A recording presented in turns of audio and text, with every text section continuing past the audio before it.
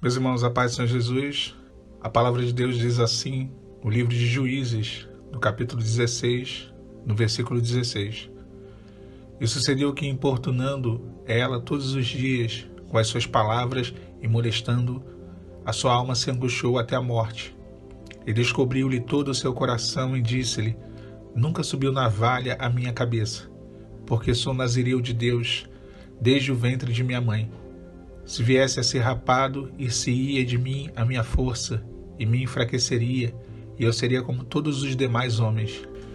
Eu já comentei sobre Sansão em algumas outras mensagens aqui no canal. É um personagem que nós conhecemos o que ele tinha, o dom que Deus tinha dado a ele.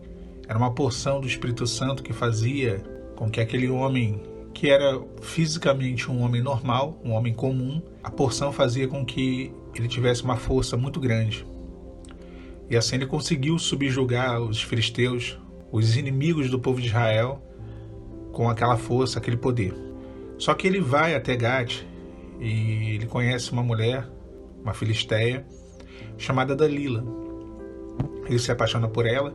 Ela é sondada pelos príncipes, os principais do povo inimigo, do povo filisteu, para poder tentar descobrir qual era o segredo de Sansão, de onde consistia, de onde vinha aquela força dele. Ela tenta 3 vezes, 2 vezes com cordas. Ele diz que era com cordas, que aquela força dele acabaria se usasse um tipo de corda ou outro tipo. Na 3ª vez ele fala que era o cabelo dele se fosse preso com pregos, mas nada disso pôde detê-lo. E é interessante que ele mente acerca do que cortaria o seu poder, a sua força. Ela arma 3 armadilhas para ele, mas ele parece que não enxerga. Mas assim, ele estava óbvio que ela queria trair ele. Estava óbvio que havia uma traição, que havia uma situação de dificuldade ali. No entanto, ele ficou cego por aquela mulher. Cego. E a palavra fala que ela importunou tanto ele, todos os dias, com as suas palavras, que a alma dele se angustiou até a morte. Ela perturbou tanto ele para saber no que consistia a força dele, que ele ficou angustiado sobremaneira. Isso diz o versículo 16, e no versículo 17 diz que assim ele descobriu todo o seu coração. E falou para ela que o segredo dele estava no voto. Né? A navalha nunca tinha sido passada sobre a cabeça dele, ele nunca tinha cortado o cabelo, porque havia sobre ele o voto de nazireu. Então, se aquele cabelo dele fosse raspado, ele se enfraqueceria e seria um homem comum, como qualquer um outro homem. Assim ele vai lá e conta para ela o seu segredo. Olha, irmãos, Dalila aqui, ela serviu como um agente dos inimigos, no caso os filisteus. E o grande problema de Sansão, ele ficou brincando com Dalila e chegou um momento em que ele descobriu todo o seu coração. Ele abriu o coração inteiramente para ela e já não tinha mais nenhuma reserva, nenhum segredo entre ele e ela. A palavra é muito clara em dizer que nós devemos guardar o nosso coração, porque dele procede as fontes, ou seja, os desfechos para a nossa vida. Então, quando ele revela todo o coração para ela, ela chama de novo os filisteus, e dessa vez eles conseguem prender Sansão, e Sansão é levado como um prisioneiro. O cabelo dele estava raspado, ele já não tinha força, então levaram ele até Gaza, arrancaram os olhos dele, e ele ficou numa situação deplorável. Olha, o inimigo ele faz isso. Ele vai tentando ter o acesso total à vida e o coração do homem. Talvez o seu marido, a sua esposa ainda esteja brincando com o pecado, flertando com o adversário. Dalila foi apenas um agente na vida de Sansão, um agente do inimigo na vida de Sansão. O verdadeiro inimigo eram os filisteus. O adversário tem sempre os seus agentes. E esse agente que tem sido usado pelo diabo para ter acesso ao coração do teu cônjuge, uma hora ou outra vai fazer que nem Dalila fez. Vocês podem reparar aqui que a última menção que tem sobre Dalila é no versículo 19. Ela fez ele dormir sobre seus joelhos e chamou um homem e raspou as 7 tranças dele sobre a sua cabeça. Então essa é a última menção que se tem. Ela, do nada, ela aparece na vida dele, uma ferramenta, um instrumento de Satanás, e de repente, do nada, ela some. E aí ele fica entregue para quem? Para os filisteus. ele é entregue para o inimigo. E essa estratégia não é diferente na vida do cônjuge apartado, de forma alguma. O inimigo, ele utiliza a pessoa, e quando ele tem acesso completo ao coração da pessoa, ele vai aprisioná-la. Nós vemos aqui alguns princípios que o inimigo utiliza. Alguém, um agente, para poder descobrir o segredo, e depois que ele descobre o segredo, ele tira a visão da pessoa. Foi o que aconteceu, né? Por isso que a gente fala que a pessoa está com escama nos olhos. Na verdade, ela perdeu a visão e o discernimento. Olho na Bíblia representa também discernimento. Arrancaram-se os seus olhos, cortaram o cabelo, desvendaram o segredo e o levaram encarcerado, com 2 cadeias de bronze. E aí ele começou a trabalhar para os filisteus. Andava moendo no cárcere, rodando o moinho.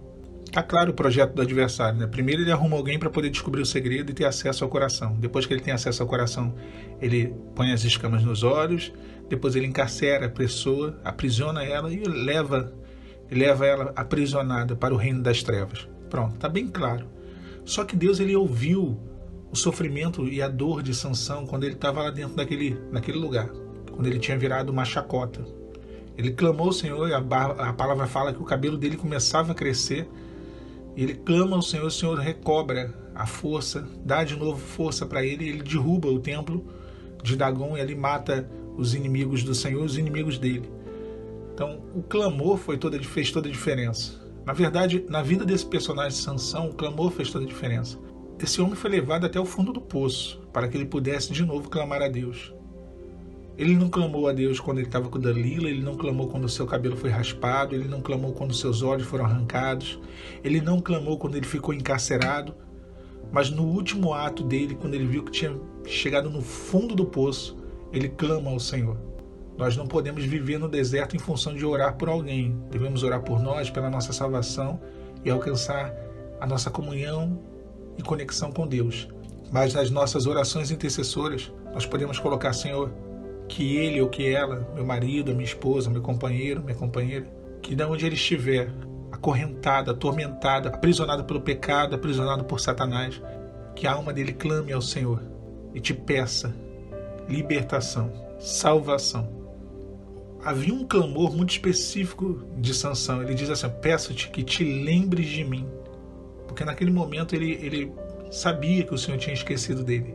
O homem, quando está aprisionado por Satanás, ele sabe que ele está esquecido de Deus por um determinado tempo, por um determinado momento. Mas ainda que ele tivesse a sensação de que Deus tinha esquecido dele, naquele momento ele se lembrou de Deus.